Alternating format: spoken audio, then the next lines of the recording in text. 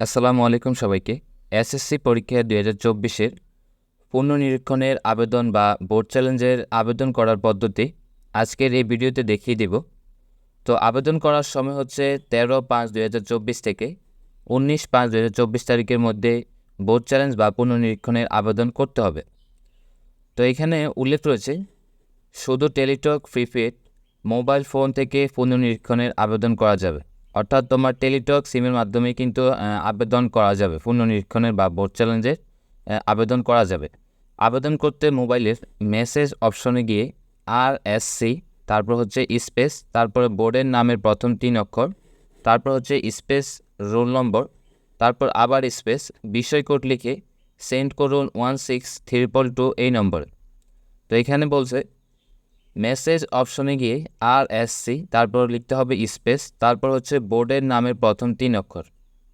তো বোর্ডের নামের প্রথম 3 অক্ষর হচ্ছে তুমি যেই বোর্ড থেকে পরীক্ষা দিয়েছো ওই বোর্ডের প্রথম 3 অক্ষর। ধরো এখানে আমি তোমাদেরকে দেখাচ্ছি।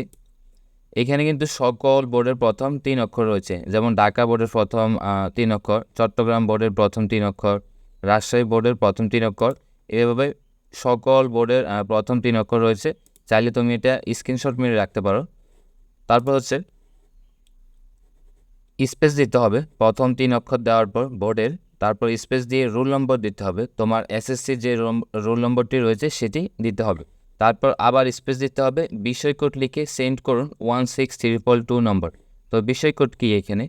বিষয় কোডটা হচ্ছে তুমি যেই বিষয়ে পুনর্নিরীক্ষণ বা বোর্ড চ্যালেঞ্জের আবেদন করতে চাচ্ছ সেই বিষয়ের বিষয় কোডটা লিখতে হবে, তারপর লিখে সেন্ড করতে হবে 16322 এই নাম্বার।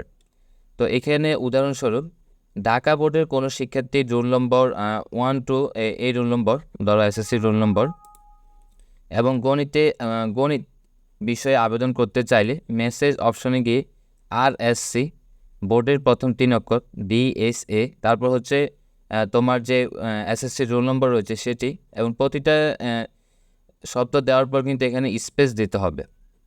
তো রোল নম্বর দেওয়ার পর আবার স্পেস দিয়ে যেই বিষয়ে আবেদন করতে চাচ্ছ, তো গণিত বিষয়ের বিষয় কোড হচ্ছে 109, যার জন্য 109 দিয়েছে, লিখে সেন্ড করতে হবে 16322 এই নম্বরে।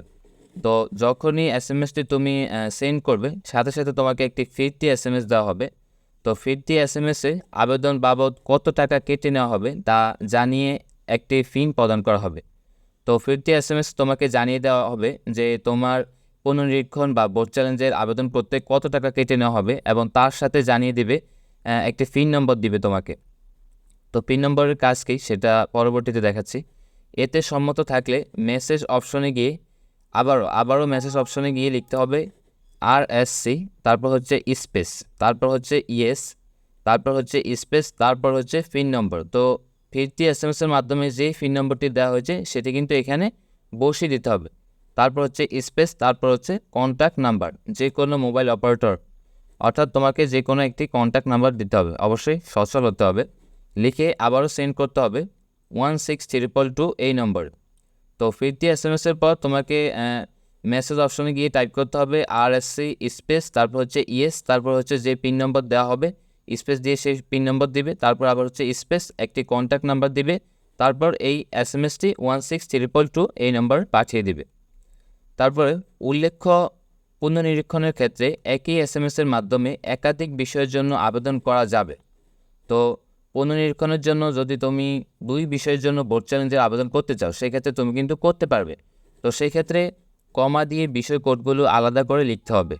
তো 2টি বিষয়ের জন্য বা 3টি বিষয়ের জন্য যদি তুমি বোর্ড চ্যালেঞ্জের আবেদন করো সেক্ষেত্রে পর্যায়ক্রমে তোমাকে বিষয় কোডগুলো কমা দিয়ে দিতে হবে।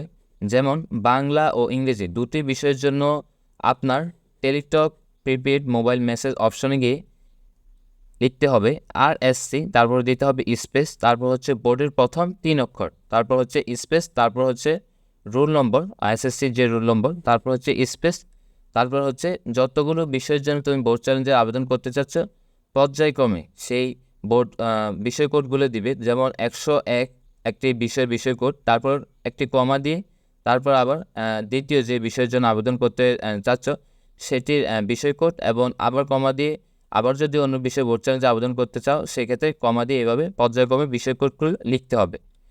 এক্ষেত্রে প্রতিটি পত্রের জন্য 150 টাকা হারে ফি প্রযোজ্য, অর্থাৎ তোমার প্রতিটি পত্রের জন্য বা বিষয়ের জন্য 150 টাকা ফি দিতে হবে।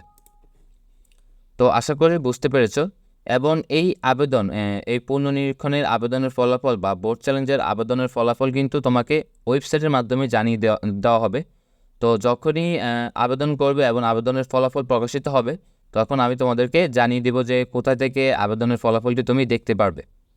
তো আশা করছি ভিডিও থেকে উপকৃত হয়েছ। ভিডিওটি যদি ভালো লাগে একটি লাইক করে দেবে এবং এই চ্যানেলে নতুন দর্শক হয়ে থাকলে চ্যানেলটিকে সাবস্ক্রাইব করে রাখবে।